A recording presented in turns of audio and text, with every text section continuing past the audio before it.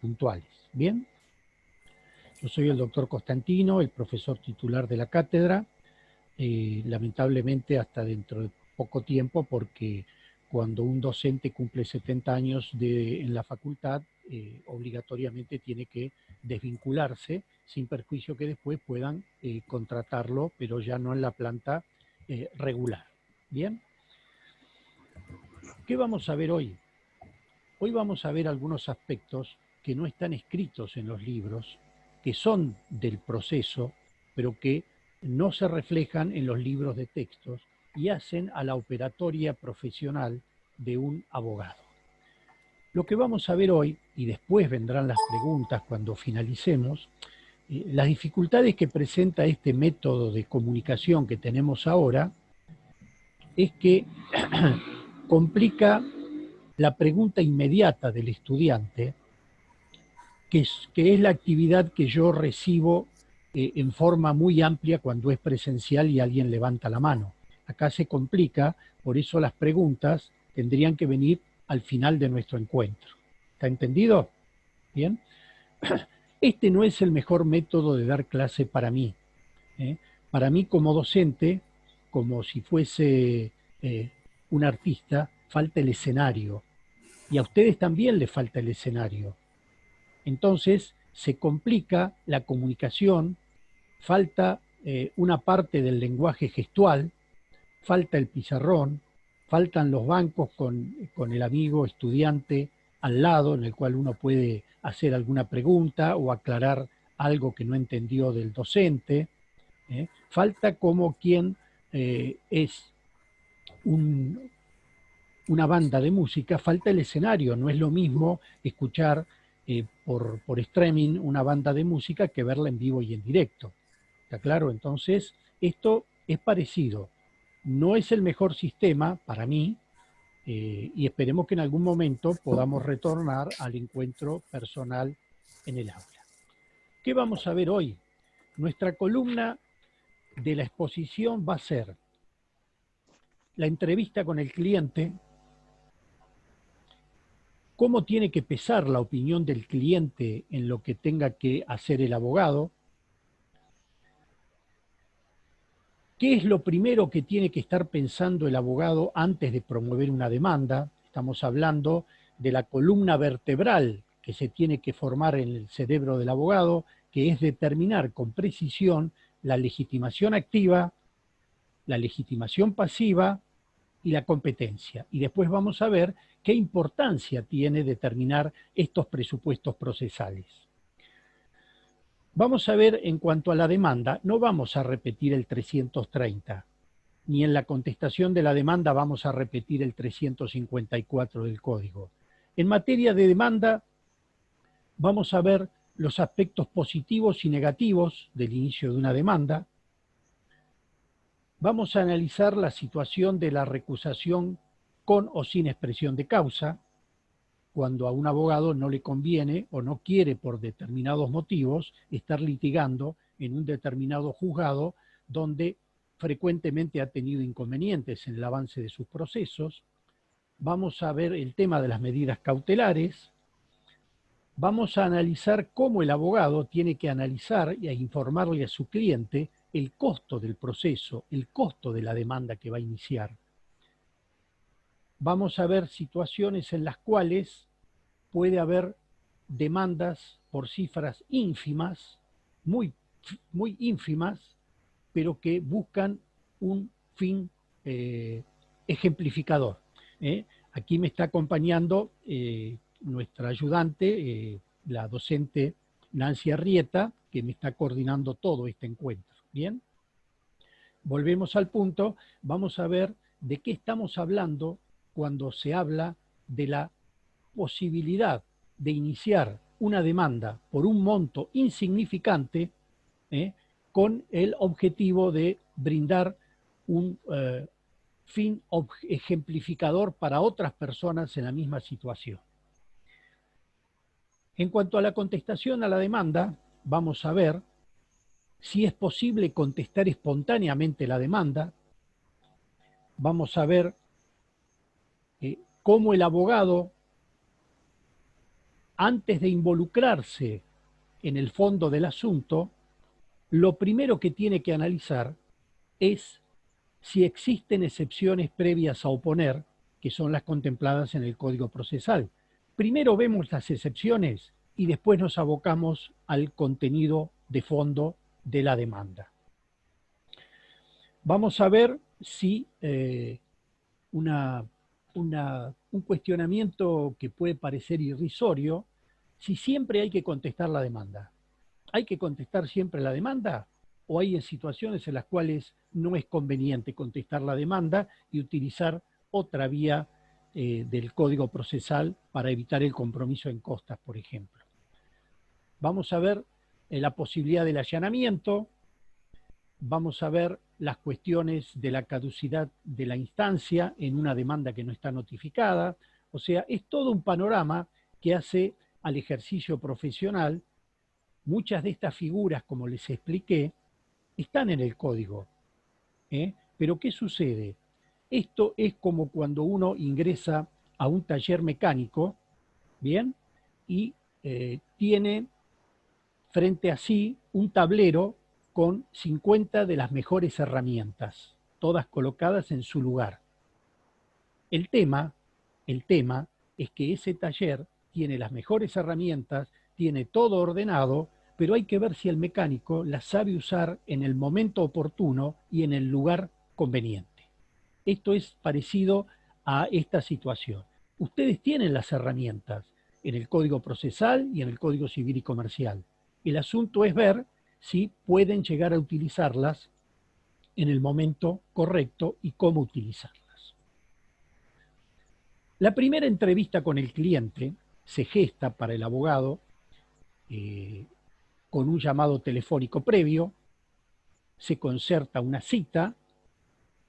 Habitualmente, para ustedes, por ejemplo, que van a ser jóvenes abogados, lo conveniente es cuando la persona pide una cita, anticiparse un poco en el diálogo telefónico y decirle, ¿de qué se trata su consulta? Entonces, el señor les va a decir, no, mire, porque yo tengo un terreno en el cual hace muchísimo tiempo hicimos un garage, hicimos una pileta de natación, pero no está a nombre mío y yo quiero que se ponga a nombre mío. O, miren, yo tengo un terreno, pero ahora me informaron los vecinos que fue ocupado por el lindero hace un tiempo atrás, y entonces yo tengo la escritura, y yo tengo fotografías. ¿Y para qué sirve esto? Para que ustedes, nobles abogados, antes que venga el cliente, que lo van a citar para 1 o 2 días después, bajen el libro de usucapión, bajen el libro de reivindicación, estudien acciones posesorias, y cuando ven el cliente, ustedes están afilados en el tema que se va a dialogar. ¿Entienden estas pautas?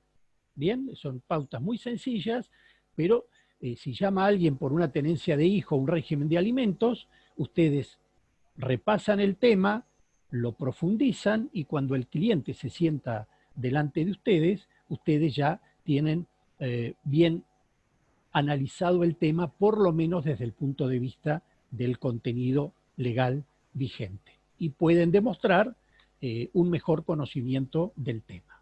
¿Bien? La opinión del cliente. ¿En qué medida cuenta la opinión del cliente? Por supuesto que al cliente hay que escucharlo.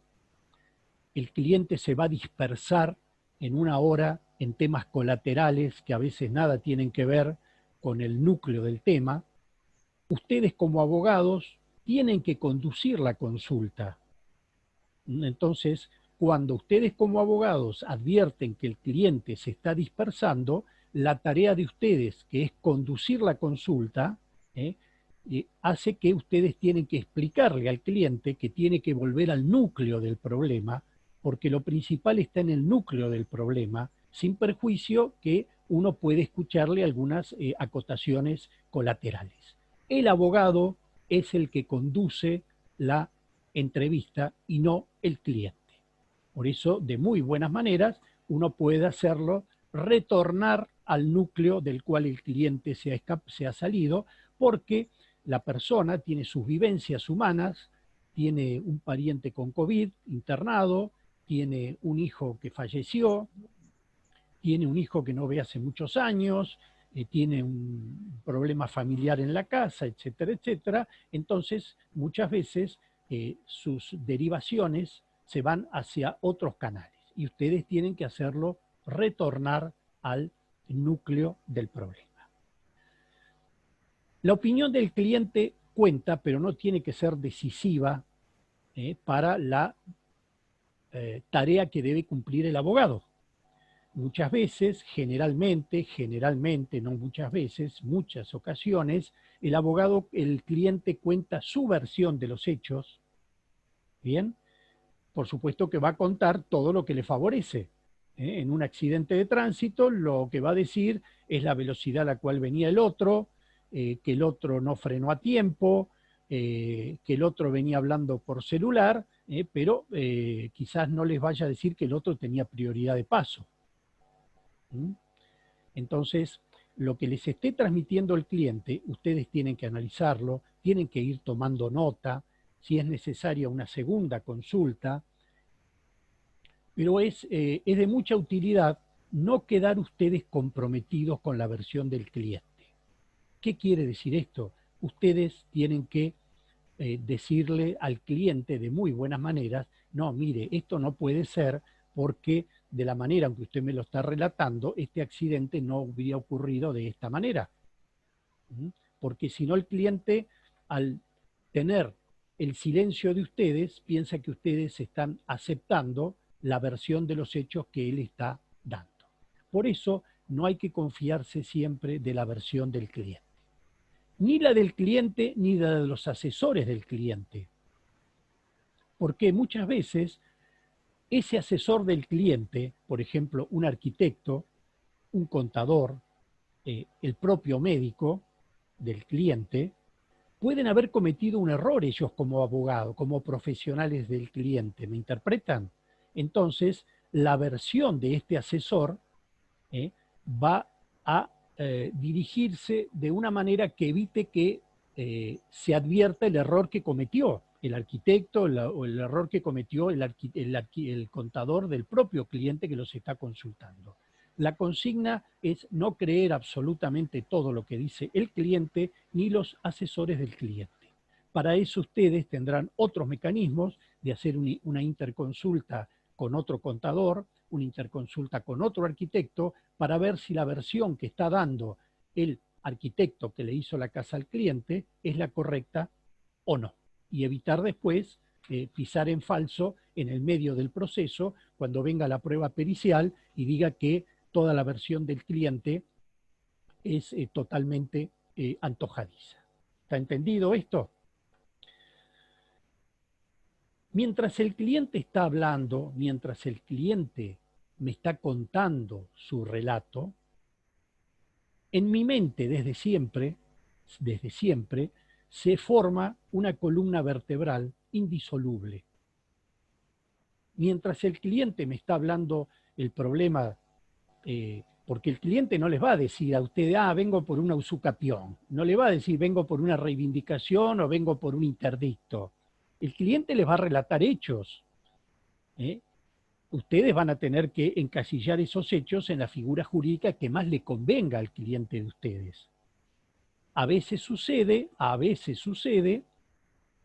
y estoy seguro que ustedes también lo han hecho, que así como el paciente va a ver al médico y un día antes entró en el Google a ver cómo era la fibromialgia, y se va con los del Google escrito queriéndole explicar al médico lo que leyó sobre fibromialgia en Google, así también hay algunos clientes que pueden venir ya informados. Entonces, ustedes tienen que cercenar o encasillar esta situación que él les trae, explicándole que eventualmente eso que él encontró no se adapta a las circunstancias del caso de él. ¿Está entendido? ¿Está entendido? Sí, clarísimo, doctor. Bien, Sí, doctor. perfecto. Sí, se entiende bárbaro. Yo recuerdo, sí. Sí, sí. Bien. Yo recuerdo como anécdota, yo atiendo en Mar del Plata, como en el propiedad horizontal, unos 600 consorcios. En una oportunidad estábamos en una asamblea y había mucha gente, había unas 250 personas porque era un consorcio muy grande de Mar del Plata, y se estaba debatiendo en todo el fragor de la asamblea un problema técnico del funcionamiento de la asamblea. Y esto que les estoy comentando es una anécdota verídica. Entonces, había un abogado que estaba representando a otro grupo de propietarios. Entonces, que estaban, digamos, enfrentados. Entonces dice, no, mire, doctor, esto que de la asamblea no funciona de esta manera, porque acá yo tengo escrito que esto es de otra manera distinta. Y lo tenía impreso. Entonces le digo, bueno, doctor, si me facilita lo que tiene impreso, podemos intercambiar ideas. ¿Mm? Cuando lo miro, el papel impreso hablaba de asambleas. El papel impreso estaba en castellano, pero el papel impreso era de asambleas en Ecuador. Entonces, este abogado buscó asambleas en la propiedad horizontal y no se fijó que le habían bajado del Paraguay, de Ecuador, de todos los sistemas hispanoamericanos donde hay asamblea de consorcio, y él imprimió esa y era de Ecuador. Por supuesto, imagínense cómo quedó ante sus clientes y las otras 200 personas, ¿no es cierto? Pero bueno, mientras el cliente está hablando, yo me forjo en mi mente una estructura que es legitimación activa, legitimación pasiva y competencia. Mientras él me va hablando, yo tengo que estar determinando mentalmente quién va a demandar, a quién voy a demandar y dónde lo voy a demandar. Porque si yo me equivoco en una de estas cuestiones, me van a oponer una excepción de falta de legitimación activa, me van a oponer una excepción de incompetencia y nuestro cliente no solo no va a poder avanzar, sino que va a tener que pagar las costas del abogado de la otra parte que ganó la excepción. Por eso, esta cuestión de la legitimación activa, de la legitimación pasiva y de la competencia tiene que estar muy, muy clara antes de ponerse a redactar la demanda. Esto es, si se produce un accidente de tránsito y el automotor está registrado, el automotor de nuestro cliente está registrado a nombre de la SRL que explota la panadería, yo tengo que saber que esa demanda la tiene que iniciar la SRL, no el gerente de la SRL. De la misma manera que si el vehículo al cual yo voy a demandar estaba registrado a nombre de la Municipalidad de General Pueyrredón, yo tengo que saber que no lo puedo demandar al intendente, sino que tengo que demandar a la Municipalidad de General Pueyrredón, que es la persona jurídica propietaria del automotor. Bien. Y en cuanto a la competencia, es muy fácil determinar quién es el juez competente cuando yo tengo un contrato de locación, una hipoteca, un reglamento de propiedad, un contrato social, que dice que en caso de controversia, las partes se someten a la competencia de la justicia y de los juzgados ordinarios de la ciudad de Mar del Plata. Ahí no se puede equivocar nadie. Pero si no está escrita la competencia y se trata de una compra de 3 camiones que una persona de Mar del Plata hizo en una concesionaria de Necochea, pero que el pago se hizo en la Casa Central, en Capital Federal, y los autos y los camiones se entregaron en Mar del Plata, ¿cuál es el juez competente? Y si me equivoco, me van a oponer una excepción de incompetencia, la puedo llegar a perder y la base regulatoria va a ser el valor de los 3 camiones, sobre cuya base, calculemos que cada camión podrá estar en 15 millones de pesos, le van a regular el 5% honorarios al abogado de la otra parte. Así que imagínense el cliente de ustedes cuando se entere que no solo no está cobrando nada, sino que está debiendo el 5% de 40 millones de pesos. ¿Está entendido esto? Que además puede constituir una mala praxis profesional que podría llegar a ser que después el cliente cambie de abogado y los demande a ustedes. Porque es probable que el próximo abogado, salvo que sea un amigo de ustedes, no hable bien de ustedes con el nuevo cliente que tiene. Entonces, es importante analizar esta estructura de la legitimación activa, de la legitimación pasiva y de la competencia para evitar estos males que les estoy transmitiendo. ¿Bien? ¿Tienen alguna pregunta, independientemente de las del final, para hacer ahora? Yo no, doctor.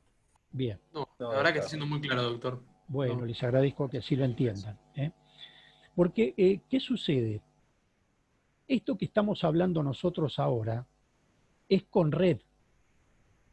Bien, para eso ustedes están estudiando. Pero cuando estén en el ejercicio de la profesión, el error en esto, no hay red de contención, porque todo esto significa plata en contra del cliente. Acá estamos hablando y ustedes pueden equivocarse, pueden preguntar, pueden decir algo que no corresponde, pero está la red de contención del estudiante.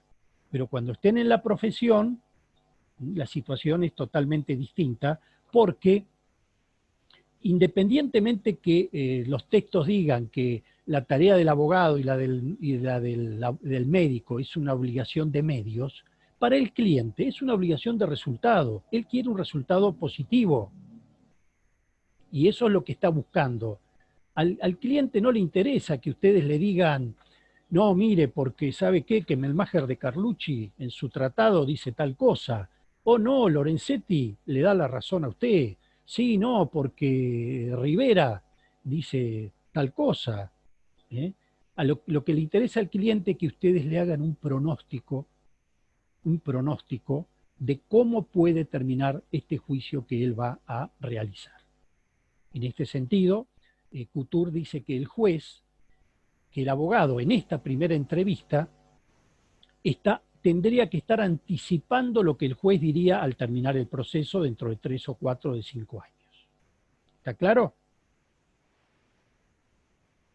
En los últimos años hay una herramienta técnica que para mí es una de las cosas más importantes que hay en la tarea del abogado, que son los correos electrónicos. ¿Por qué? Porque cuando mi cliente me plantea que inicie un caso que yo lo veo dudoso, el cliente no ve bien que uno le diga, fírmeme este consentimiento informado. Porque el cliente va a decir, ¿qué? Ya me está diciendo que lo voy a perder, ¿no? Bien, pero cuando el cliente se va después de la entrevista, yo le mando un correo electrónico y le digo, estimado señor, ampliando la entrevista que tuvimos hoy a la tarde, quiero hacerle saber, repitiéndole lo que le expliqué, que este es un caso dudoso porque la justicia se está expidiendo en forma disímil con relación a este mismo tema, etcétera, etcétera, etcétera. O, mire, usted aparentemente le asiste el derecho, pero usted no tiene pruebas de esto que me está diciendo. Bien, entonces se lo mando, espero la respuesta, imprimo y lo pongo en la carpeta. Y hoy o mañana, si la persona insiste en iniciar esa demanda y esa demanda no termina bien, yo tengo el resguardo de haberle hecho la información profesional correcta, que también me libera a mí en mi responsabilidad profesional. Por eso es muy importante esta válvula del intercambio y la transmisión de información vía correo electrónico. Profe, Sí, una consulta. Disculpe que no prendo la cámara, no lo hago porque no quiero, sino simplemente porque está rota. bien. En relación a esto del correo electrónico, ¿qué pasa si yo se lo digo, si concordamos una nueva entrevista y yo se lo digo personalmente y después él me demanda por una mala praxis, ¿cómo hago para probar eso? No puedo probarlo, porque el correo electrónico me queda un registro. Claro, claro. Bueno, por eso hay que tener la precaución. WhatsApp, correo electrónico, cada vez estos dos elementos cada vez se están potenciando más como medios de prueba. Cada vez se están potenciando más. Yo acá, por ejemplo, tengo 8 libros que hablan de la prueba del documento electrónico, la prueba del documento digital, etcétera, etcétera. Pero hoy en día, fíjense ustedes que para mí, con 47 años de abogado y como profesor de Derecho Procesal, hasta hace 4 meses atrás digo, pero esto es una locura total, notifican demandas por carta documento o se notifican demandas por WhatsApp. Las demandas por WhatsApp, cuando se han dado casos en algunos juzgados de primera instancia del interior de la provincia, en la cual la madre estaba reclamando alimentos para ella y para los hijos, la imposibilidad de trasladarse, etcétera, etcétera, etcétera. El juez se comunica por WhatsApp con el demandado, el alimentante, le hace saber y deja todo un registro de que tal día, tal hora se comunicó a tal teléfono, que lo atendió fulano, etcétera, etcétera, etcétera, y ahí mismo le copia y le pega el traslado de la demanda y la fijación de audiencia. Por WhatsApp. Cosa que a mí, le reitero, hasta hace 4 meses me parecía una locura, y bueno, y ahora yo tengo acá sobre mi escritorio cartas documento para notificar traslados de demanda.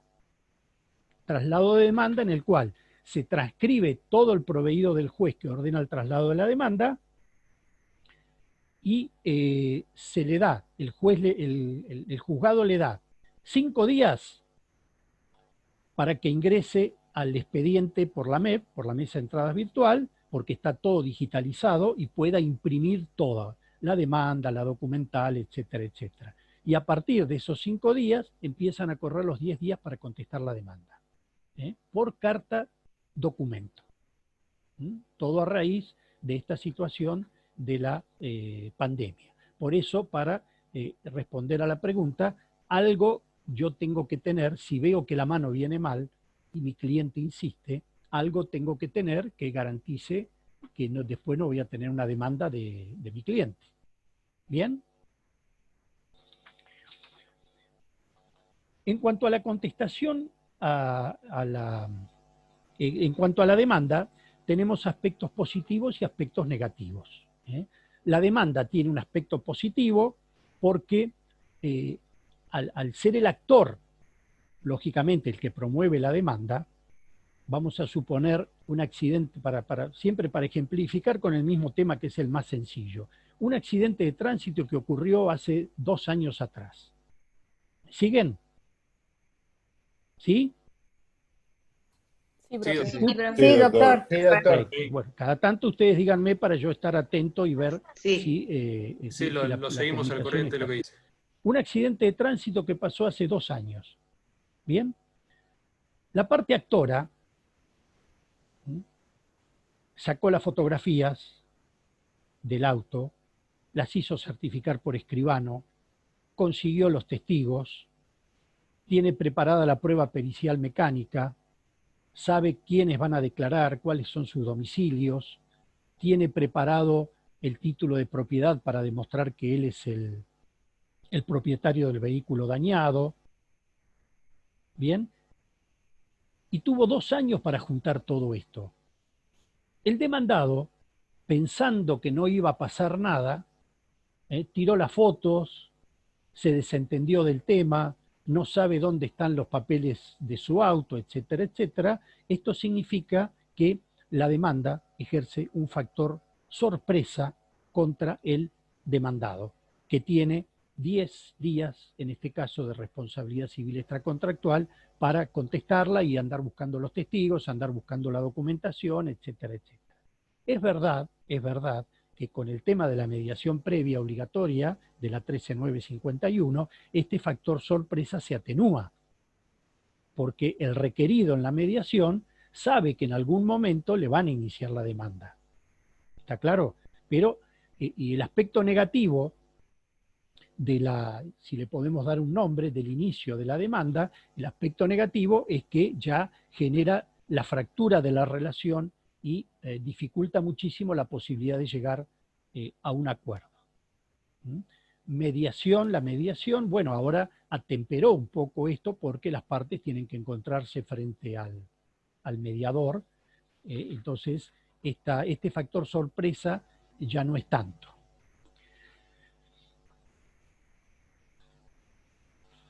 En cuanto a la recusación, me estoy refiriendo más que todo a la recusación sin expresión de causa, es un mecanismo contemplado en el artículo 14 del Código Procesal Civil y Comercial. Hay que usarlo con mesura, no hay que abusar, pero lo cierto y concreto es que en el curso de la actividad profesional uno advierte que 1 o 2 juzgados de los 16 de Mar del Plata cometen persistentemente errores que generan recursos, demoras significativas en la evolución de los procesos, alguna discusión subida de tono con el juez o con el secretario, cosas que se pierden, se extravían, etcétera, etcétera. Entonces, cuando uno empieza a ver ese germen de problemática con relación a 1 o 2 juzgados, tiene que hacer uso como abogado litigante del instituto de la recusación sin expresión de causa. La causa está, lo que no se hace es expresarla. ¿Está entendido? Entonces, es un mecanismo que nosotros también utilizamos con relación a 1 o 2 juzgados en función de estos parámetros que yo les estoy transmitiendo en este momento. Pero siempre, reitero, tiene que ser usada con prudencia. Uno le tiene que explicar al cliente y uno tiene que analizar cuál es el costo de la demanda. Porque justamente estábamos charlando hace media hora con Nancy, con la doctora Arrieta, de una demanda de usucapión. ¿Bien? Ellos ya vieron, ahora en la segunda parte. En la segunda parte ustedes van a ver el proceso de usucapión. Y cuando vean el proceso de usucapión, van a ver que hay 3 elementos básicos que se tienen que acompañar junto con la demanda de usucapión. Uno de esos elementos es el plano de subdivisión, para ver físicamente qué es lo que yo estoy usucapiendo.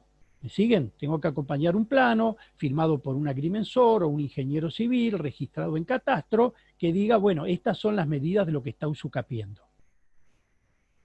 Este plano es obligatorio aun cuando yo esté usucapiendo un departamento de un ambiente porque lo compré hace 30 años y nunca me lo escrituraron y entonces ahora inicio la usucapión. Este plano sale 40 o 50 mil pesos. Y no está amparado por el beneficio de litigar sin gastos, porque no es una prueba judicial, sino que es un plano extrajudicial. Y sale 40 mil pesos. Si la persona está jubilada o en situación de falta de trabajo, se le va a encarecer mucho poder iniciar esta demanda. Y uno entonces también le tiene que explicar al juez la relación costo-beneficio, decir, mire, sí, señor, usted tiene razón, el pagaré está, el cheque lo tiene usted, es un título ejecutivo, pero el deudor está en quiebra, el deudor es insolvente, lo único que podemos hacer es incurrir en todos estos gastos, entre los cuales están mis honorarios, inhibirlo al deudor y ver si en algún momento aparece algún bien que él quiera vender y podemos embargárselo. ¿Está entendido? Pero también hay veces en que el costo puede superar el monto de lo que se está reclamando. Me refiero al costo operativo, no a la tasa de justicia. Tasa de justicia, sobretasa, anticipo, bono, y por supuesto, todo abogado que inicia una demanda pide un anticipo de honorarios. Eso está, es casi obligatorio, porque están las normas de ética que el abogado tiene que pedir un anticipo de honorarios por el inicio de una demanda. Vamos a suponer un juicio de desalojo, uno está pidiendo entre 12 y 15 mil pesos, que sería el equivalente a un mes de alquiler para iniciar un desalojo. un juicio de escrituración, depende si la operación es en pesos o es en dólares. Pero fíjense ustedes que si un corredor público cobra el 3 y el 3, el 6% para hacer la operación de compra-venta, ustedes tienen que pensar que ustedes se están embarcando en una demanda, en un juicio de años de duración. Por eso tienen que tener cubierto una mínima parte de lo que significa por lo menos la primera etapa del proceso.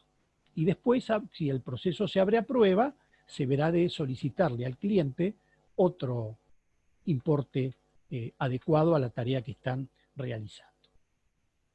Pero hay veces, les reitero, que toda esta operatoria puede ser más costosa que lo que se está persiguiendo.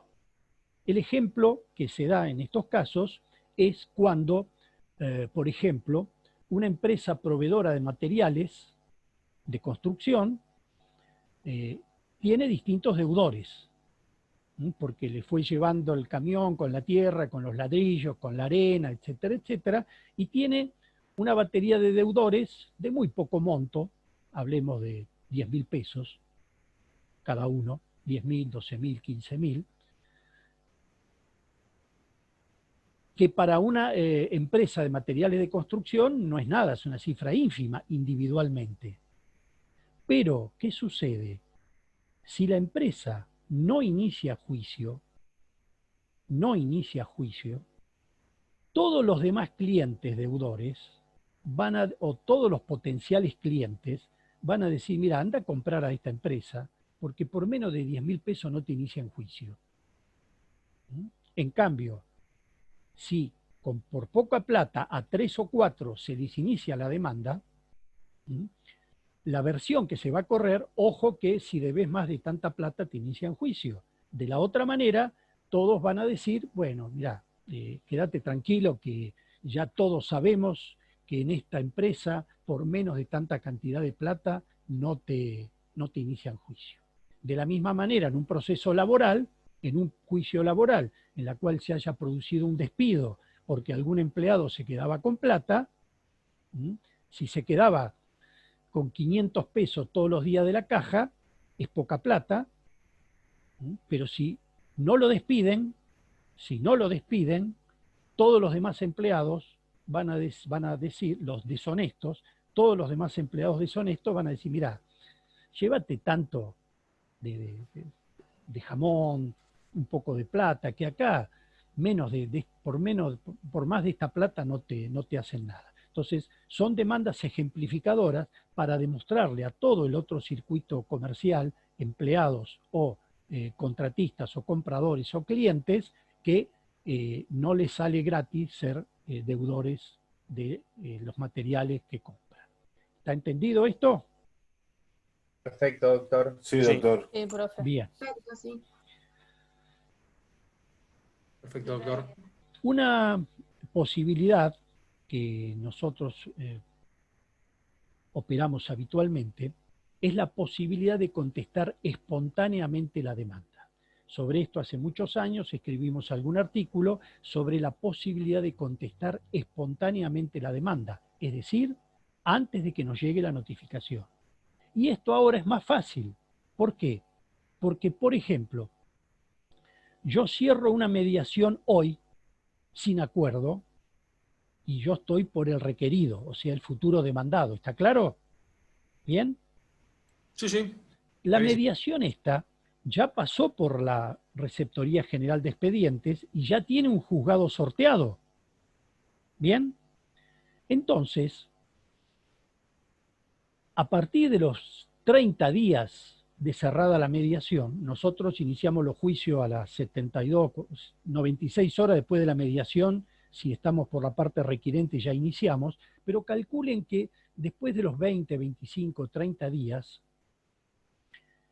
ustedes buscan en el juzgado que resultó sorteado para la mediación, buscan por el apellido del cliente de ustedes. ¿Me siguen?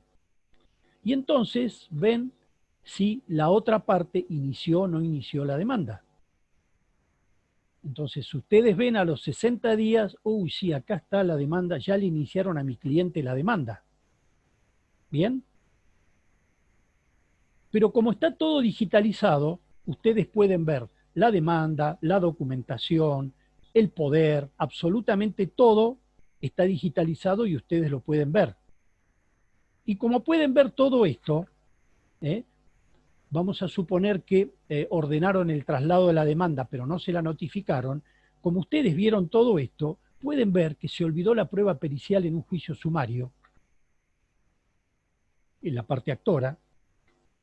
Pueden ver que se olvidó de los testigos. ¿Por qué se olvidó? Porque a lo mejor pensaba completarlo antes de notificarles la demanda a ustedes, al cliente de ustedes. Entonces, ustedes, antes de recibir la notificación de la demanda, pueden advertir las carencias que tiene esa demanda, sobre todo en la parte probatoria, y pueden presentarse espontáneamente a contestarla, y a partir de que ustedes se presentaron espontáneamente, la parte actora ya no va a poder completar lo que le faltó, generalmente elementos de prueba.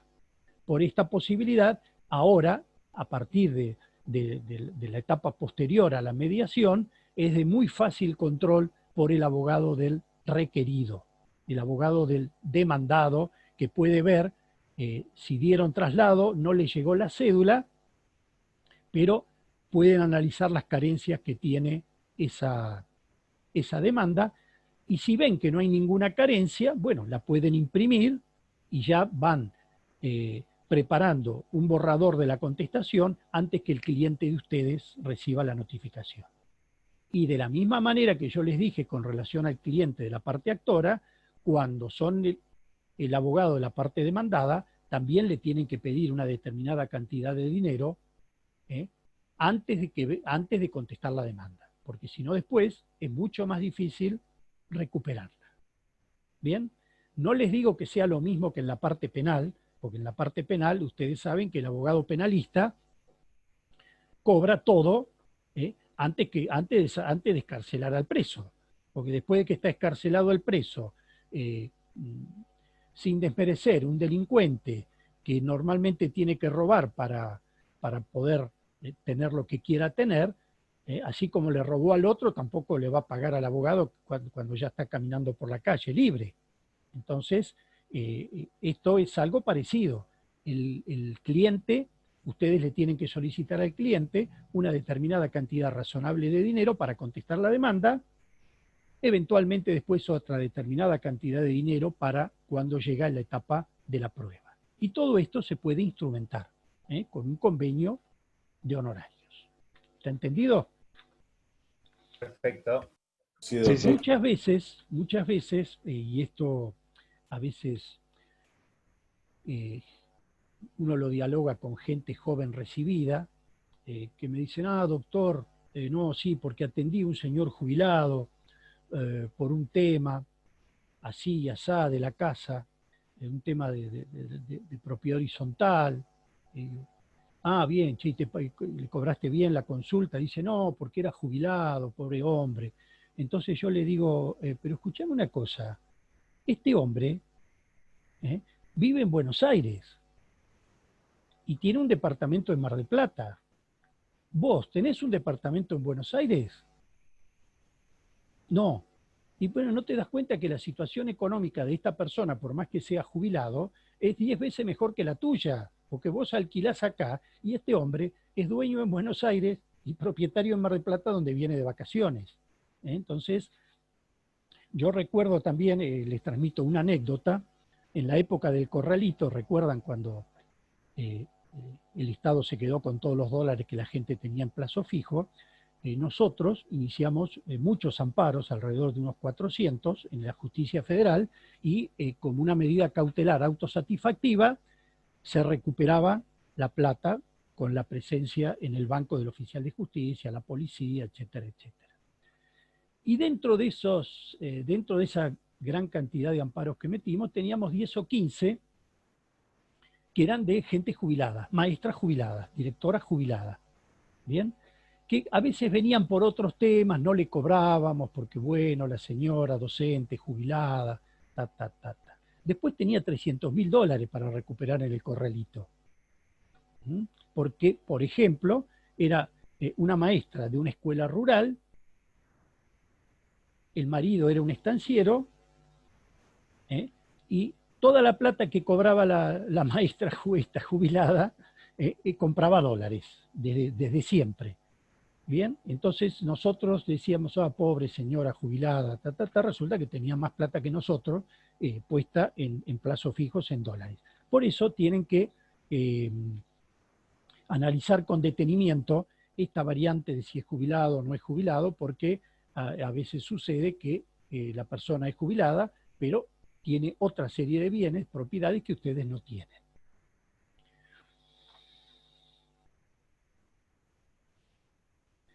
En cuanto a la contestación de la demanda, ya vimos la posibilidad de contestar espontáneamente la demanda,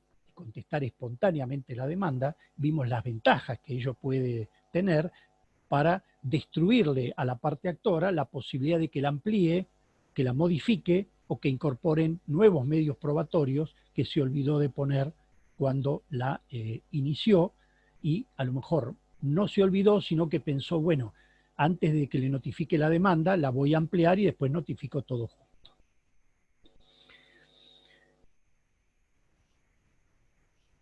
Contestar o no contestar la demanda, puede decir, ¿cómo voy a dejar sin contestar una demanda? Bueno, uno tendría que pensar en la posibilidad de allanarse, si no está en mora, y que las costas las cargue la parte actora, porque ustedes nunca fueron constituidos en mora. Cuando uno piensa hay que contestar la demanda, todos diríamos, sí, ¿cómo vamos a dejar de contestar la demanda? Y bueno, uno podría allanarse, reitero, al no haber estado en mora previa, se allana en forma incondicional, completa, no estando en mora, efectiva, como dice el Código Procesal Civil y Comercial, y en este caso las costas las va a tener que pagar la parte actora. Así como les dije hoy de la columna vertebral de la legitimación activa, de la legitimación pasiva y de la competencia, cuando uno tiene que contestar una demanda, antes de ir al fondo de la cuestión, tiene que ver si tiene excepciones que oponer. Entre ellas, la prescripción. ¿Está prescripto el crédito? ¿La demanda está iniciada ante un juez competente? ¿Hay legitimación activa? ¿Hay legitimación pasiva? Los presupuestos procesales. Fíjense que los presupuestos procesales son tan importantes que son las tres primeras excepciones son las de los presupuestos procesales. La falta de personería, hay un defecto legal en la demanda. Entonces, antes de abocarse al fondo, ustedes tienen que analizar los presupuestos procesales y decir, les reitero, legitimación activa, legitimación pasiva, ¿es el juez competente? ¿Hay una falta de personería? ¿El poder está bien hecho? ¿O se equivocaron en el nombre del abogado? ¿Hay un defecto legal? Porque la persona reclamó varios rubros y los mezcló todos, y uno no sabe cuánto reclamó de daño moral, cuánto de daño emergente, cuánto de lucro cesante. Por otro lado, el juez puede ser incompetente, pero a mí no me conviene plantear la incompetencia.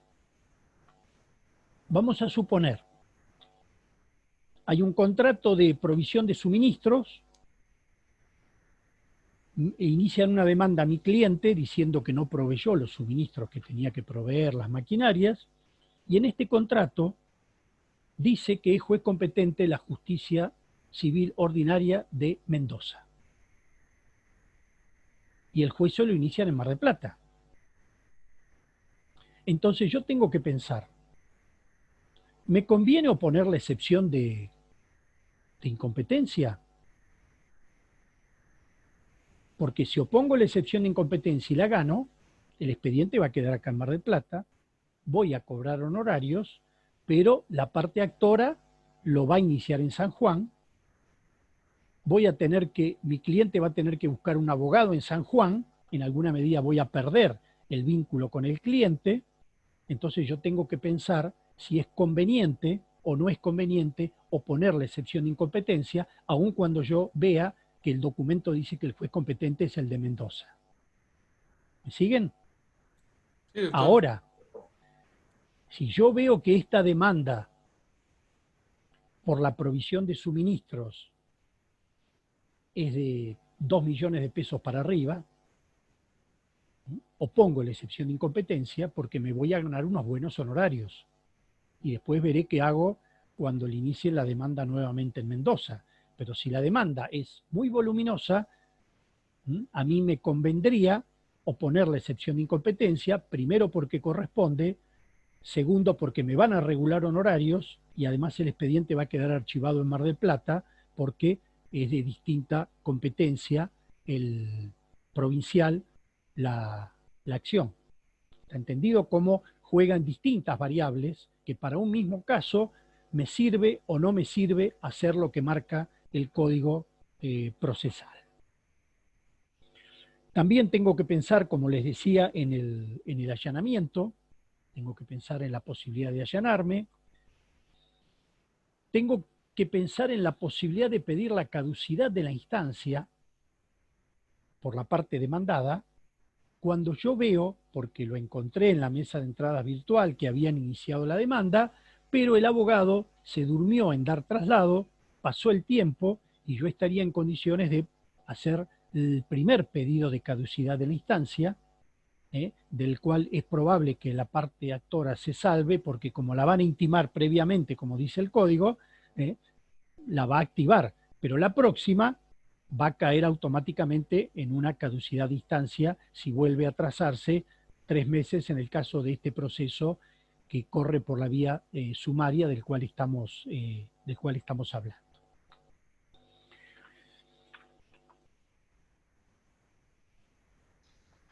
Una En cuanto consulta. Sí. El tema de la caducidad, ¿podría repetir en cuánto tiempo es? ¿3 meses sería y en nación? ¿3 meses en provincia y 6 en nación? No. Los dos es 3 meses en el proceso sumario. En el proceso de conocimiento ordinario, 6 meses. En el proceso ejecutivo, 3 meses. Ok, perfecto. Bueno, recuerden ahora que escuché mejor. los plazos de caducidad son por días corridos y no, lo único que no se cuenta es los periodos de feria. ¿Bien? ¿Por qué es por días corridos? Ustedes saben que en el proceso todos los días, ¿cómo son? Hábiles. Hábiles. Pero el plazo de caducidad de instancia no es por días, es por meses. Entonces, corren todos, feriado, no feriado, paro de tribunales, huelga, excepto la feria de enero y la de julio. Esto ya lo tenemos en la segunda parte, esto, ¿no? Bien, correcto.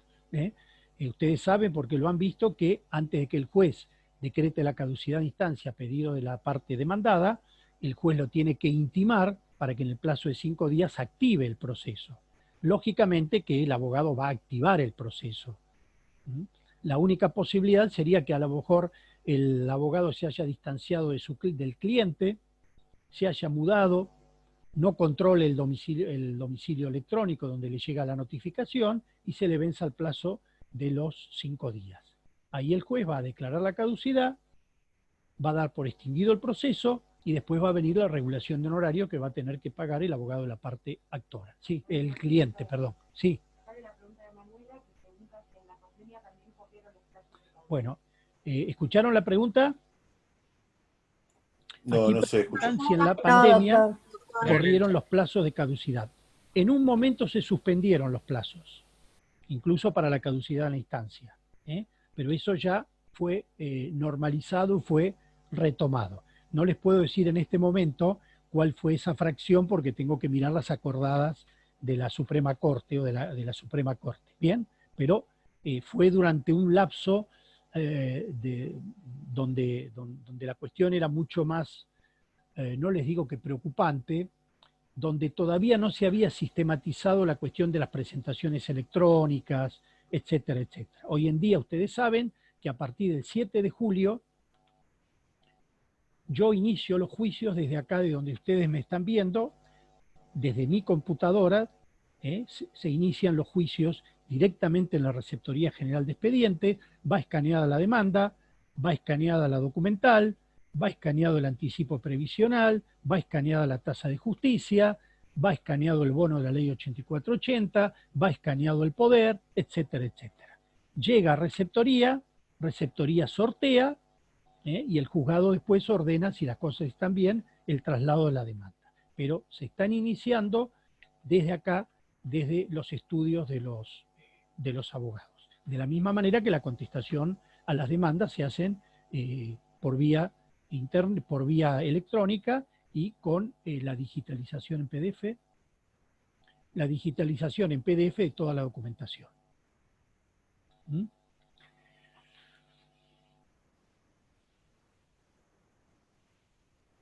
A ver, fíjense qué preguntas pueden tener en cuanto a, si bien a algunos les falta mucho, en cuanto al inicio profesional,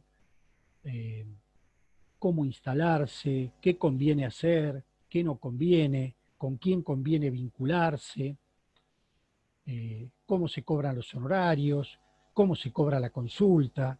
Así que ustedes piensen, tenemos todavía una media hora para recibir las inquietudes de ustedes. Profesor, Sí, ¿eso lo dice que podemos preguntarle ahora sobre sí, esas sí, cuestiones? claro. A partir de ahora empiezan las preguntas. Yo le quiero Ah, hacer bien. una- A mí me gustaría preguntarle por eso que mencionó sobre el cobro de honorarios. Sí. ¿Cómo vendría a ser eso? ¿Cómo se...? Bueno, miren, cuando el abogado está recién recibido, a veces la cuestión no es tan firme como yo que tengo 47 años como abogado, ¿correcto? Entonces, vamos a suponer una consulta para ver si se inicia, vamos a ver algo sencillo, un desalojo o una escrituración, una consulta de esa naturaleza con el análisis del contrato y la eventual redacción de carta documento, podrían pensar que con el perfil de ustedes se cobraría 2.000 pesos, por ejemplo. Yo habitualmente lo que hago, cuando me llama gente pidiéndome consultas, le digo qué documentación me tiene que traer, le digo que la consulta incluye eventualmente la redacción de la carta documento que haya que mandar y le digo cuál es el costo de la consulta.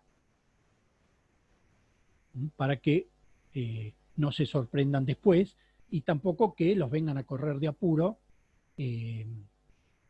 diciéndole, ah, bueno, doctor, muchas gracias, le agradezco mucho, y ustedes se quedan sin saber qué decirle porque la persona ya se va y ustedes la tienen que estar agarrándola para que les pague. Entonces, para mí lo mejor es anticipar cuál es el costo de la consulta y evitar en lo posible las consultitas. Yo tengo un Bien, cartel gracias. viejo, porque los honorarios en aquel momento eran mucho, pero ahora es poco. Tengo un cartel ahí que dice consultas 70 pesos, consultitas 70 pesitos. Entonces uno tiene experiencia y sabe que a veces ingresa gente a la sala, doctor, que no es cliente, por supuesto, estamos hablando de gente, mire, ¿le podría preguntar algo? Y mire, sí, pero esto tiene un costo, etcétera, etcétera, porque uno ya tiene mucha experiencia en esto, entonces uno ya sabe cuando le quieren sacar gratis una consulta. Y después pueden ir a ver a otro abogado con la precisa de lo que yo les dije del tema. Y uno no cobró ni la consulta ni tomó el caso. ¿Está entendido? Sí, doctor. Perfecto. Yo le Sí, quiero hacer doctor. una consulta sobre el tema de pasantías o sugerencias para la hora de ganar experiencia post ámbito universitario. En el ámbito civil, más allá de No. Vamos a esperar. Ah, sí, Bueno, sí, está bien. Sí, perdón. qué, Sí. qué es lo que usted realiza, le quería preguntar para no meterme en otros ámbitos. ¿Usted qué recomienda como para una formación integral? ¿Qué pasantías o qué tipo digamos, de experiencias uno puede recaudar, a las que pueda tener acceso, a las cuales pueda hacer, en su defecto, Claro. fijar diligencias para conseguirlas, que puedan hacer que sean muy útiles? ¿Cuál cree Bien, usted que debería bien. procurar uno realizar? Si quieren anotar algo ahora, el doctor Constantino, hoy qué día es, 7 de octubre de 2020 a las 21:15, dijo, para ayer, busquen un trabajo, aunque sea gratuito, en los que puedan, por supuesto, en algo vinculado a lo que van a hacer, aunque sea gratis. No esperen de ninguna manera recibirse. ¿Por qué? Porque ustedes como estudiantes pueden preguntar lo que se les ocurra en cualquier juzgado y después de recibido esa misma pregunta el empleado de mesa de entrada se va a reír. Bien, entonces, en la medida de lo posible, determinados días que puedan, determinados horarios que puedan, empiecen ayer a trabajar en algo vinculado a esto.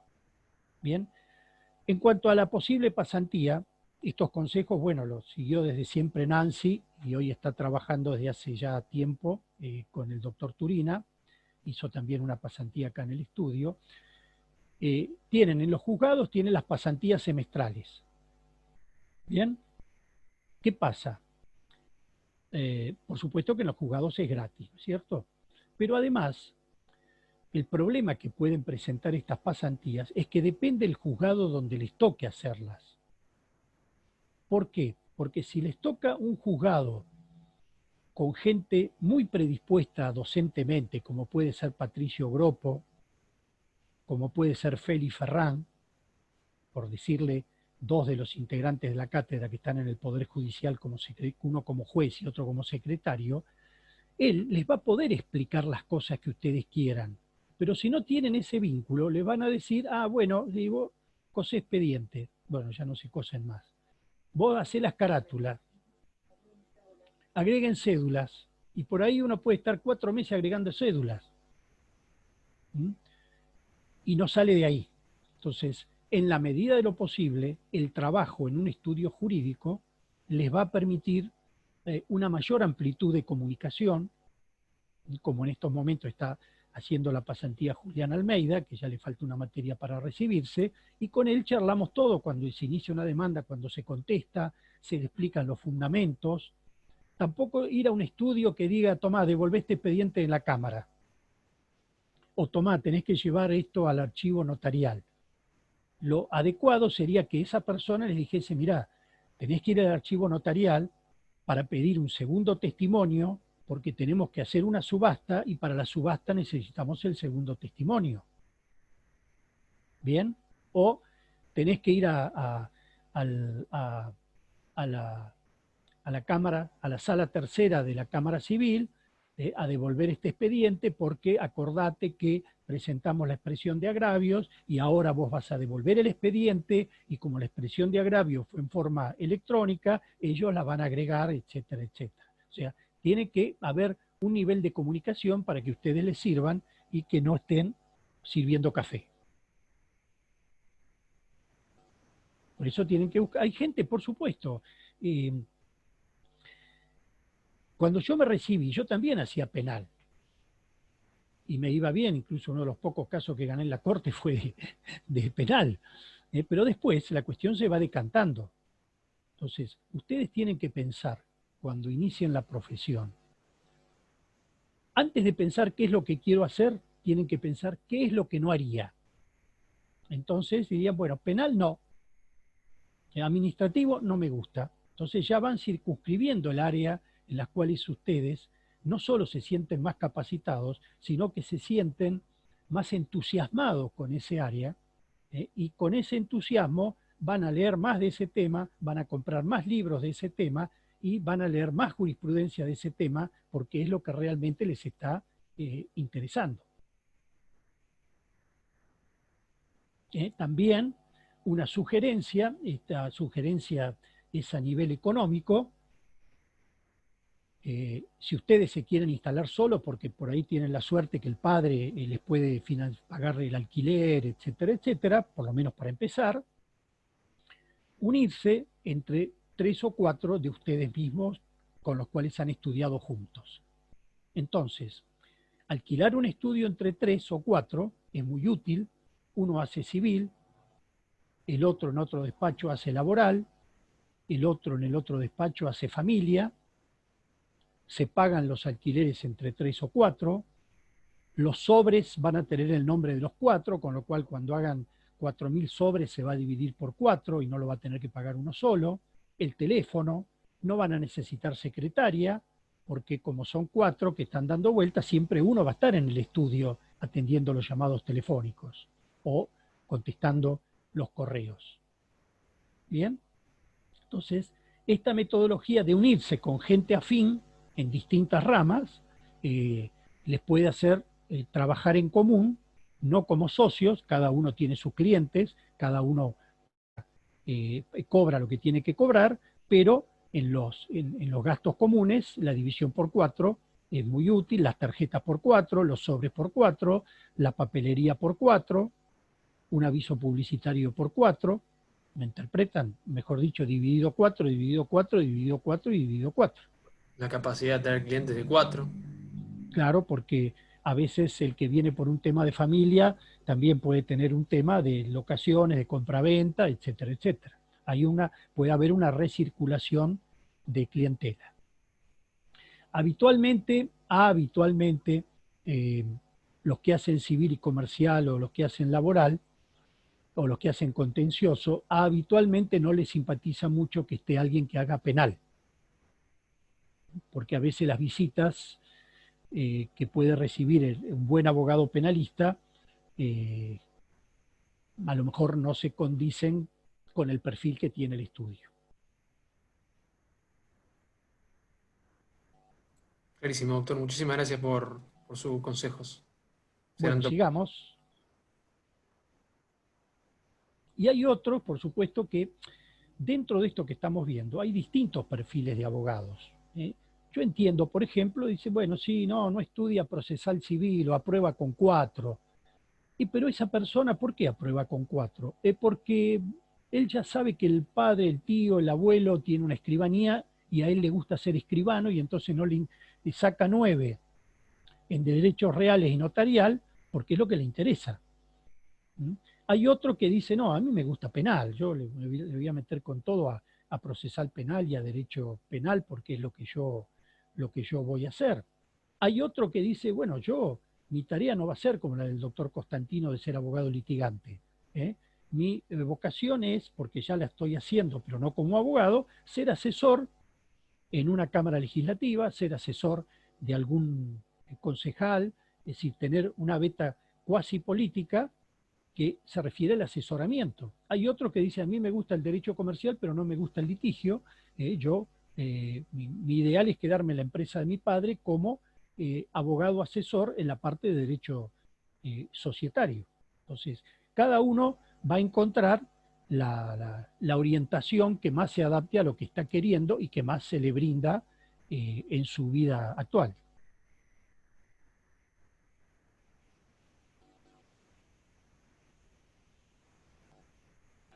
Por ejemplo, ¿alguno de ustedes trabaja en tribunales? ¿En algún estudio? Sí, en un estudio yo trabajo hace 2 años. Yo trabajo desde 2016 en un estudio jurídico, durante un tiempo de pasante, tuve un tiempo de secretario en una suplencia, y bueno, ahora con el tema del estudio intermitente, pero he hecho algunas experiencias, por eso le consultaba más que nada. No tengo experiencias en el ámbito judicial, por ejemplo, que es lo que debería. No tengo experiencias en el ámbito judicial, sino en el ámbito... Esa pasantía es más útil que la del ámbito judicial. Bueno, he realizado eso por una cuestión familiar y la verdad que me interesaba ver cómo podía formarme a partir de una formación integral desde muchos aspectos. Por eso le consulté la pregunta recién, más que nada por eso. ¿Pero la formación integral en qué aspecto? Claro, más que nada porque yo conozco del ámbito del litigio profesional, como le pasa a usted, por una cuestión personal, de gente que es abogado litigante. En el ámbito judicial, una vez siempre me han dicho, cuando he trabajado de adentro, que también estar del lado de adentro también es muy útil para conseguir experiencia. Yo aún no he tenido ¿El lado de adentro dónde? El lado de adentro de tribunales, para ver algunas situaciones. Eso también me han dicho. Sí, pero como pasante, no lo veo realmente. Dicen que actualmente ya no se realiza como antes, que antes se realizaban más pasantías, que ahora después de un par de conflictos no se realizaron más. Por un tema de las pagas creo que había surgido, y bueno, me habían comentado eso. Yo no he tenido la posibilidad de hacerlas, por eso he hecho en el ámbito privado, pero bueno, nada, son experiencias y son... Como les dije hoy, depende cuál juzgado. Hay juzgados que no hay ninguno de los integrantes del juzgado que tenga una vocación docente o de explicarle algo a alguien, y que los pueden tener, como dice Nancy, agregando cédulas. Entonces no es productivo, ¿no es cierto?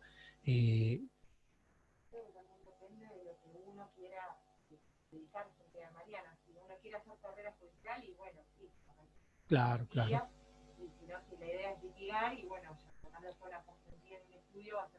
Claro, claro. ¿Ustedes escuchan lo que comenta Nancy? Bueno, No. ella dice que también tiene que ver si uno quiere hacer o no carrera judicial. En ese caso, bueno, uno podría continuar en esta beta del juzgado, ¿no es cierto? Pero para el tema de la carrera judicial siempre es necesario algún acompañamiento especial, por darle un nombre, de alguno de los integrantes del juzgado que diga, bueno, después del año podés volver de nuevo, ¿no es cierto? Pero siempre es bueno ver las versiones de adentro y de afuera. Pero para mí, para el principio, si ustedes están en un estudio de alguien que tenga una mínima vocación docente y de explicar, lo mejor para mí es el tema del estudio. Después cada uno verá, a lo mejor es un estudio que hacen además familia y a ustedes les gusta la parte contractual o derechos reales y entonces no les sirve. Pero para empezar, para iniciar, ustedes tienen que ver todo el panorama. A mí, doctor, le cuento mi caso, me tocó, bueno, yo soy más grande que el promedio de los chicos que cursa. Cambié de carrera y empecé, o sea, no es que cambié de carrera, dejé de trabajar en turismo, que era lo que hacía, y cambié para la parte de derecho. Me tocó que justo tengo un amigo que ya lo ha recibido abogado hace 11 años, así que me puse a trabajar con él hace 2. Al principio le hacía de che pibe, obviamente. Y ahora lo bueno tiene es que al momento, por ejemplo, de redactar una demanda, o que viene algún cliente, me dice, bueno, redactate ahora, por ejemplo, hicimos un divorcio. Me dice, redactate la demanda de divorcio, preparala, tomá las pruebas, yo lo hago, obviamente como el que firma es él y el responsable es él, se lo remito a él. Él lo revisa, me marca los errores, me lo devuelve para que lo vuelva a revisar. Y así hacemos divorcio, sucapión, sucesiones, que es a lo que se dedica él. A mí me sirvió muchísimo en la práctica, y obviamente de esa parte de las demandas que realizo yo y las presentamos en conjunto, siempre me gano un sustento con eso. Claro, pero me claro. sirvió Bueno, muchísimo ahí en la tenemos práctica.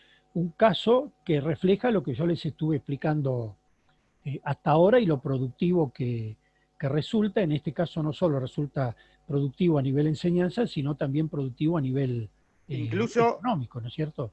Incluso en clientes que, por ejemplo, clientes o personas que me vienen a consultar a mí por casos que tienen que ver conmigo, obviamente que también va a estar él siempre en todo tipo de consulta, deja que lo siga tratando yo. O sea, él como me asesora, como que quedan siendo clientes míos. O sea, a un futuro va a seguir gente que va a quedar conmigo. Seguro. Bueno, en estos casos como el que comentan, lo que es habitual es decir, bueno, de cada cliente que traigas vos, el 70% de lo que se cobre de honorarios es tuyo y el 30 o el 40% queda para el estudio, por ejemplo. ¿Por qué? Porque el titular del estudio tiene un costo de mantenimiento, tiene luz, gas, libros, secretaria, teléfono, expensas, toda la infraestructura. Entonces, si además de eso lo está acompañando, habitualmente el reparto de lo que trae el que está haciendo la pasantía es de un 60% para él y un 40% para el titular del estudio.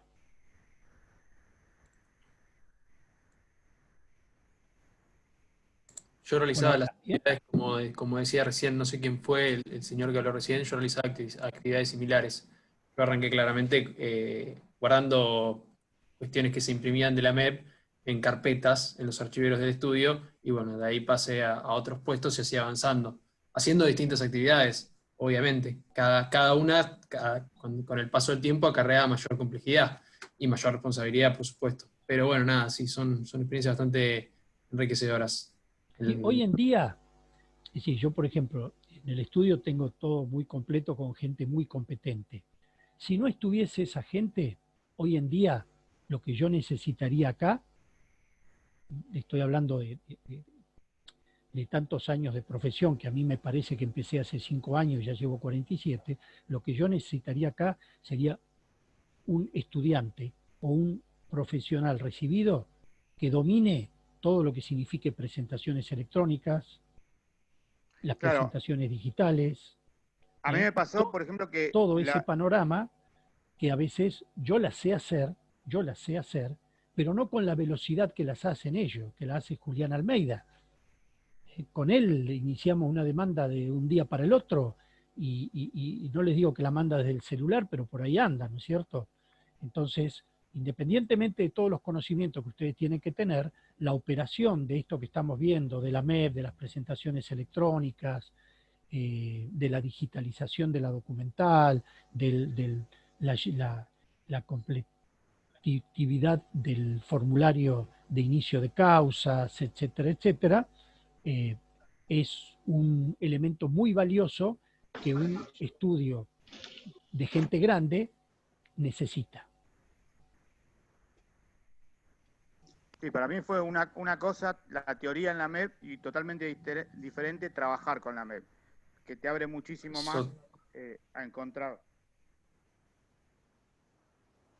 Es muy distinto. Es muy difícil bajar también la práctica a la teoría.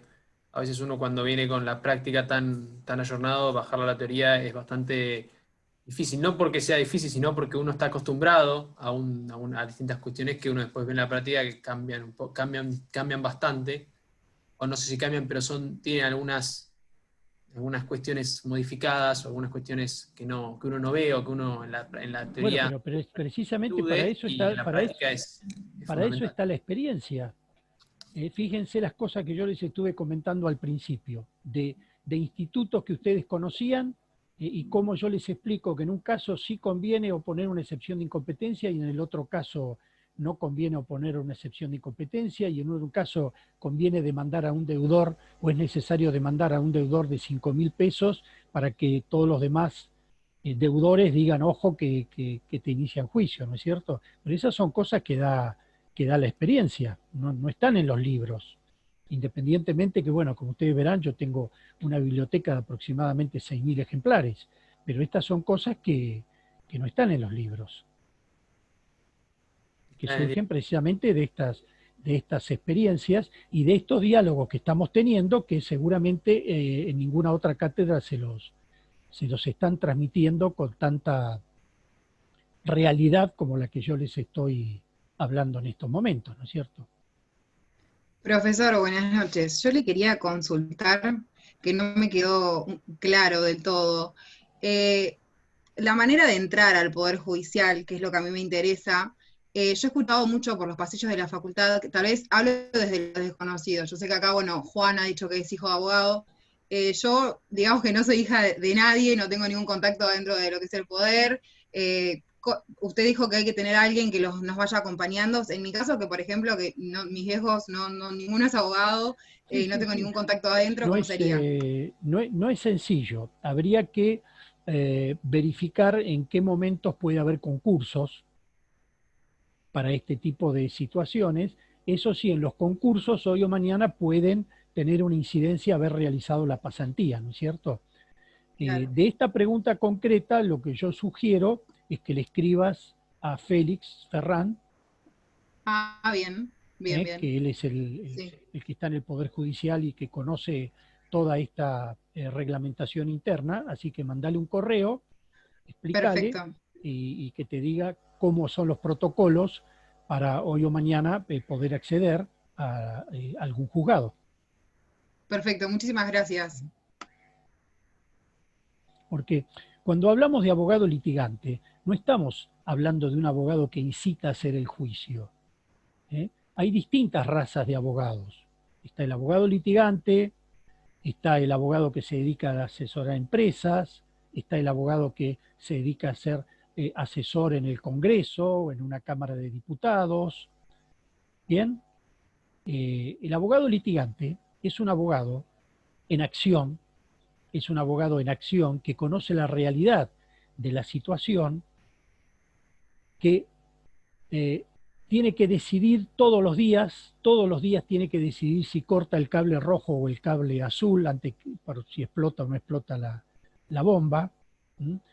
Entonces, es un abogado en permanente acción, en un diario control de la evolución de los juicios, de todos los expedientes que tiene junto con sus asistentes. Entonces, ese es el perfil del abogado litigante, que además tiene que conocer cuál es la opinión de los distintos juzgados, porque en los distintos juzgados hay distintas opiniones. Por ejemplo, hay una ley que ahora yo creo que se va a renovar ahora en la sesión del 8 de octubre, mañana creo que se va a renovar, pero que suspendió las ejecuciones de expensas en provincia. Hay jueces que que suspenden, hay otros jueces que no suspenden.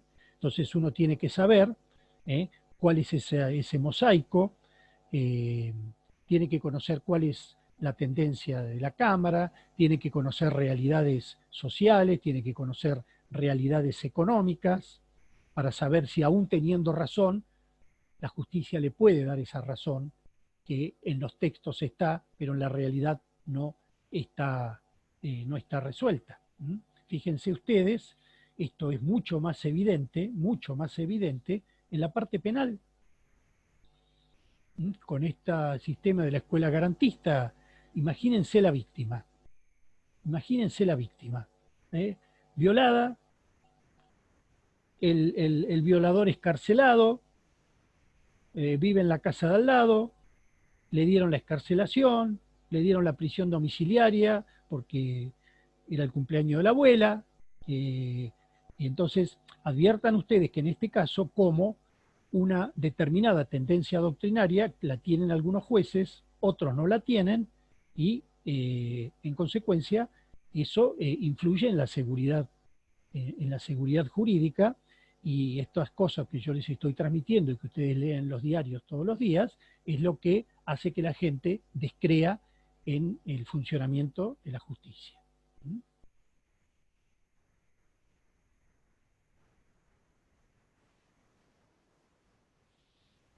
¿Alguna pregunta tuya que se te ocurra? No. No, pero vos tenés alguna. ¿Alguna otra inquietud que puedan tener? Bueno, mañana vamos a tener un encuentro como este y tengan a mano las respuestas que tienen a el trabajo sobre el proceso final. ¿La vieron la película? Sí, doctor. profesor. Sí, doctor. La película la realizamos. Bien. No. Tengan en cuenta que en el parcial va a haber preguntas de las consignas, va a haber preguntas. ¿Qué quiero decir con esto? Yo sé que el trabajo que firman 4 lo hizo uno y los otros se adhirieron, y después en el trabajo que hay que hacer en comercial lo hizo el otro y firmaron los 4, etcétera, etcétera, ¿no? Habitualmente el que está en el último lugar es el que lo hizo. Cuando ponen Sánchez, José, el último es el que lo hizo, porque como lo hizo él no quiere ponerse primero, ¿bien? Entonces, generalmente el que figura en el último lugar es el que realmente hizo el trabajo. Pero como ya les anuncio que va a haber preguntas en el parcial sobre eso, lean todos la... Doctor, ¿le hago una consulta? Sí, mañana Respecto lo a la vamos a analizar, sí. Bien, perfecto. Respecto a la modalidad del parcial, no sé si nos podés comentar algo, cómo va a ser. Bueno, creo que va a haber un simulacro, ¿no? ¿Cuándo es? El viernes es el simulacro, doctor. Correcto. Eso lo opera Carlos Turina y Nancy. Pero acá me está diciendo que, digamos, va a haber un simulacro, o sea que todo eso va a estar explicitado en este simulacro. Perfecto, bárbaro. ¿Va a ser en horario de comisión el parcial o no está confirmado? Un segundito. Ahí, hola, ¿se escucha? Sí, se escucha. Sí, se escucha. Sí, profe. ¿Cómo andan? Bueno, es viernes, entonces 20-15 horas vamos a hacer un simulacro. Sí, van a ser preguntas muy sencillas, solo a los efectos de que sepan cómo ingresar a la plataforma, cómo se ven las preguntas, cómo se puede ver el cronómetro con el tiempo que disponen para hacerlo. Vamos a subir, calculo que mañana ya el protocolo de examen, con ya la modalidad, la fecha del examen. En principio siempre es 15 horas.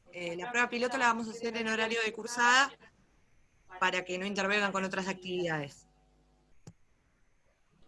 Bien, mañana a las 20:15 vamos a hacer un repaso de las consignas de esta película, que es emblemática porque nos marca una diferencia parcial actualmente, en forma parcial, de lo que es el proceso americano, cómo trabajan los abogados en Estados Unidos, cómo es el activismo judicial, cómo los abogados investigan por su propia cuenta, contratan asesores, etcétera, etcétera.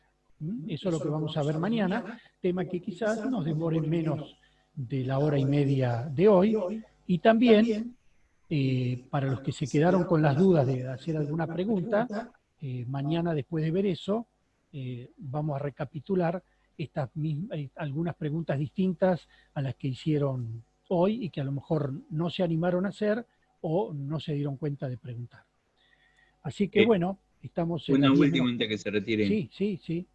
Nosotros hemos enviado el trabajo práctico y quería saber si mañana lo vamos a confrontar con el que usted tiene o para ver los errores que tiene el trabajo práctico. Mañana, porque la corrección del trabajo práctico vence el 10, dijimos, el 9. Yo los tengo todos en bandeja para analizarlos todos simultáneamente. ¿Correcto? Perfecto.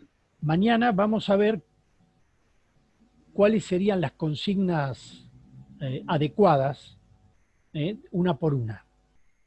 Y eventualmente alguno va a tener la posibilidad de eventualmente retocarlos. Yo los voy a ver todos el día 13, porque el lunes es feriado, los voy a ver todos en esa fecha. Pero el plazo para mandarlo vence el 10 el 9. El 9 a las 24 horas vence el plazo. Una consulta Mañana, para Nancy, ¿puede ser? ¿cómo? Una consulta para Nancy. Sí, un segundito. Mañana tengan a mano el trabajo. Bien. ¿Bien? Y con las preguntas. Sí, Nancy. ¿No? No, quería saber si el viernes es obligatorio o si solo puedo entrar, verlo y cerrarlo, o lo tengo que hacer al simulacro. Es optativo. Es solamente para el caso de que quieran testear la plataforma, en realidad, de ver cómo se accede al parcial. Son preguntas muy sencillas, solamente la bolilla 9. No va a tener calificación, es totalmente optativo, pero sobre todo para el caso de los alumnos que no hayan rendido de manera virtual en lo que va del año, que sepan cómo ingresar a la plataforma, de qué manera se visualizan las preguntas. Muchas gracias. De nada. Bueno, cerramos la clase de hoy y mañana a las 20:15 estamos acá con dos objetivos, que es analizar el trabajo, de lo cual ustedes también yo voy a estar preguntando también, no solamente voy a hablar yo, que quede algún residual de preguntas de la futura actividad profesional de ustedes. Ese va a ser el objeto del encuentro de mañana. Y Perfecto, muchas gracias. Y después el partido. Muchas gracias. Bueno, listo, nos vemos. Buenas noches, muchas gracias. gracias. Pronto, Gracias. sigan bien. Buenas noches. Gracias, buenas noches. Gracias. Adiós. Adiós, hasta mañana.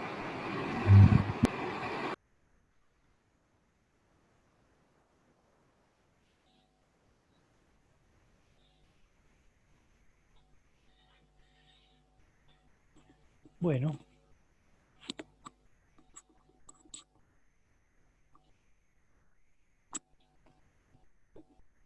Lucero, hasta luego.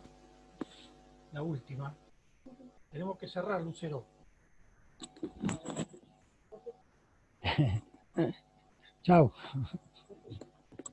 Tenemos que cerrar. Sí, está bien, gracias. No pasa nada.